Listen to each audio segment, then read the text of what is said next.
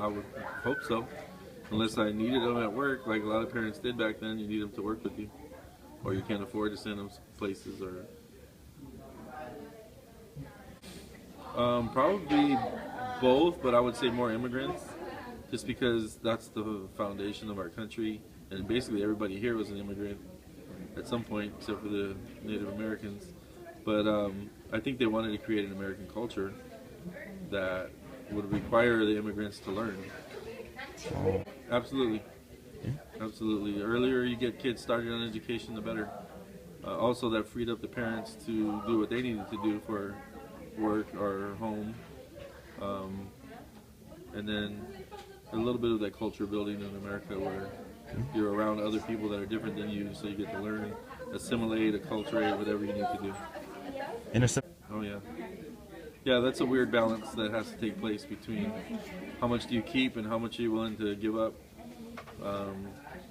When you're talking about language and practices and cultural practices, it's important to keep them, but at what cost to joining American culture, or at what? I mean, I know parents want to hold on to it, and the kids sometimes want to let it go, and it creates conflict. I think at any time anybody knows how to process that. It's kind of hard to know when you're losing your culture, and it's kind of hard to know exactly when you're holding on to it. I mean, it just kind of happens depending on your experience every day. I mean, when the kids come to a public school and they're learning English, when they go home, do they practice English or do they go back to their primary language? And that will determine whether they hold on to a lot of it or not. I'll give you an example. My dad grew up in East LA and was basically frowned upon to speak Spanish at school. So, I mean, there were times when he said other kids would, threaten to beat them up if they spoke Spanish, if they heard him speaking Spanish. So that's a real reason to stop speaking Spanish. But then you look at me, he ended up marrying somebody who doesn't speak Spanish, and so I don't speak it.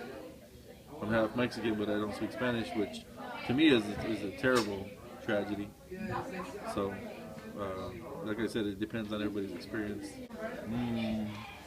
I think so, only because I equate teaching to coaching a lot, and a lot of the skills that you use in coaching transfer into the classroom. So it's being able to manage first to get the kids to follow you, and I think I can do that in any situation. Well, yeah, policy that comes about is usually not just on the spur of the moment. It develops over time. So it was developed to help more people. So, I mean, coming from a Mexican background, I'm sure I would have been on the receiving end of those benefits, and not necessarily the haves already. Wow.